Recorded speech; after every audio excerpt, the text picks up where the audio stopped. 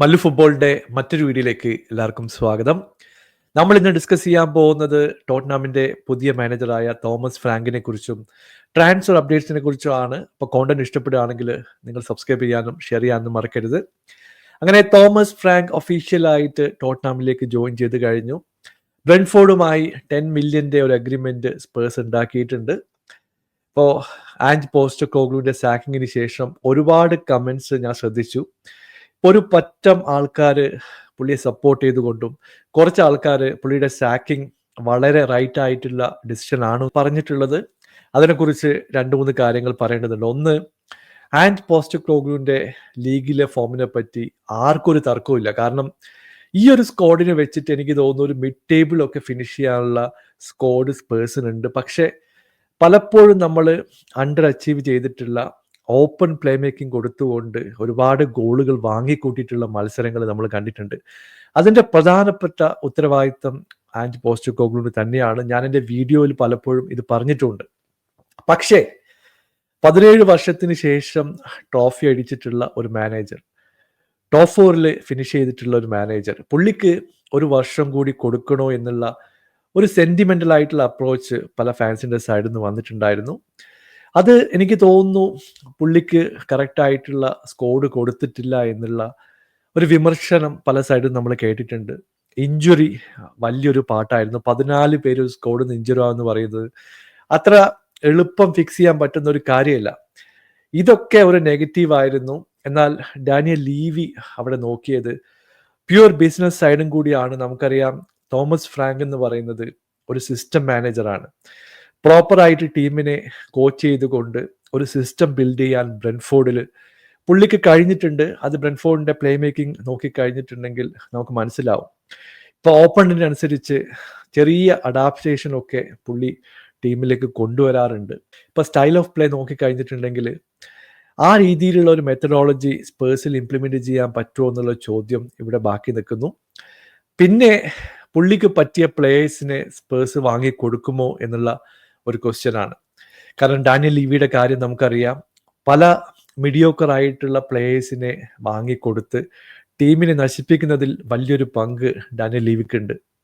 ഇപ്പൊ ലിവർപൂളും ചെൽസിയും ഒക്കെ ഒരു ഫ്രണ്ട് ഫുട്ട് പോയിട്ട് വളരെ വളരെ കൃത്യമായിട്ടുള്ള സൈനിങ് നടത്തുമ്പോൾ നമ്മൾ ഇതുവരെ ട്രാൻസ്ഫർ മാർക്കറ്റിലേക്ക് ഇറങ്ങിയിട്ട് പോലുമില്ല. ഇപ്പൊ ഈ ഒരു സിറ്റുവേഷനിൽ ഇപ്പോ ന്യൂനോയുടെ കാര്യം നമുക്കറിയാം. ഇതുപോലെ ന്യൂനോനെ കൊണ്ടുവന്നു. പക്ഷെ പുള്ളിക്ക് ഫാൻസിന്റെ സൈഡിൽ നിന്നുള്ള പ്രഷറും സ്പേഴ്സിന്റെ പ്രഷറൊന്നും താങ്ങാനാവാതെ ആദ്യത്തെ മാസത്തിൽ നല്ലൊരു പെർഫോമൻസ് കൊണ്ടുവന്നു. പിന്നെ പതുക്കെ താഴോട്ട് പോകുന്ന സിറ്റുവേഷൻ നമ്മൾ കണ്ടതാണ്.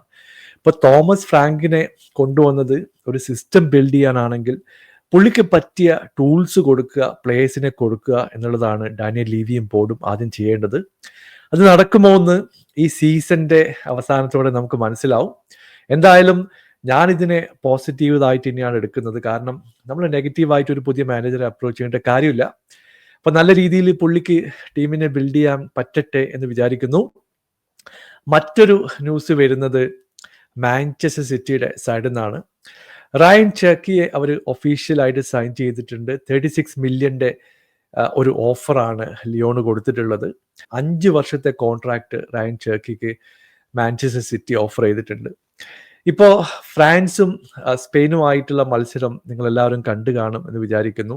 ഇപ്പൊ റയൻ ചെർക്കി വന്നതിന് ശേഷം പുള്ളിയുടെ ഒരു ഇൻവോൾവ്മെന്റും ഗോൾസും അസിസ്റ്റും ഓവറോൾ പ്ലേ മേക്കിംഗ് ഒക്കെ നോക്കിക്കഴിഞ്ഞിട്ടുണ്ടെങ്കിൽ നല്ല രീതിയിൽ മാറ്റം കൊണ്ടുവരാൻ കഴിവുള്ള ഒരു പ്ലെയറാണ് റയൻ ചെർക്കി. പിന്നെ പെപ്പിന്റെ കയ്യിൽ കിട്ടിക്കഴിഞ്ഞിട്ടുണ്ടെങ്കിൽ ഉറപ്പായിട്ടും പുള്ളി ആ സിസ്റ്റത്തിൽ നല്ല രീതിയിൽ തന്നെ അഡോപ്റ്റ് ആവും എന്ന് വിചാരിക്കാം.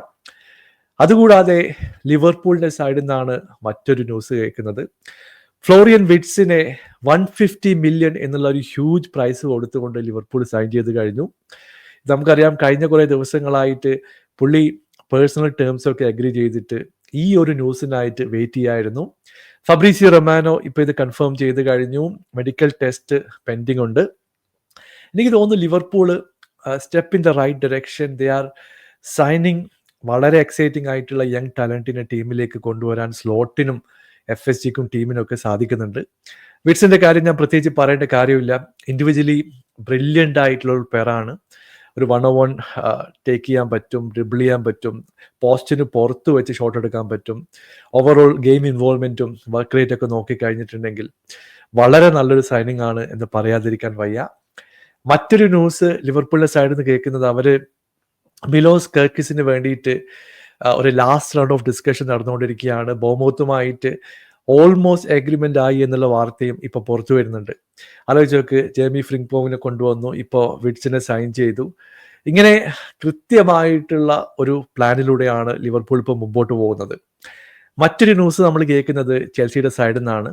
ഇപ്പം മെയിനുമായിട്ടുള്ള ഡിസ്കഷൻ കോൾ ഓഫ് ചെയ്തു എന്നുള്ള വാർത്ത ഫാബ്രിസിയോ റൊമാനോ റിപ്പോർട്ട് ചെയ്തിട്ടുണ്ട്. ആസ്കിംഗ് പ്രൈസ് നല്ല പൈസയാണ് ചോദിക്കുന്നത്. ആ ഒരു പ്രൈസ് ടാഗ് മീറ്റ് ചെയ്യാൻ ചെൽസി തയ്യാറല്ല എന്നുള്ള വാർത്തയും കേൾക്കുന്നുണ്ട്. അപ്പോൾ അവർ ഗോൾ കീപ്പറെ ചേഞ്ച് ചെയ്യാൻ വേണ്ടിയിട്ട് ശക്തമായിട്ട് രംഗത്ത് ഇറങ്ങിയിട്ടുണ്ട്. ഇനി ബാക്കപ്പ് ഓപ്ഷനായിട്ട് മറ്റേതെങ്കിലും ഗോൾ കീപ്പറെ കൊണ്ടുവരുമോ എന്നുള്ള ചോദ്യമുണ്ട്. എന്തായാലും കൂടുതൽ വിവരങ്ങൾക്കായിട്ട് നമുക്ക് കാത്തിരിക്കാം. നിങ്ങളുടെ അഭിപ്രായം താഴെ അറിയിക്കുക. Thank you so much for watching. Bye for now.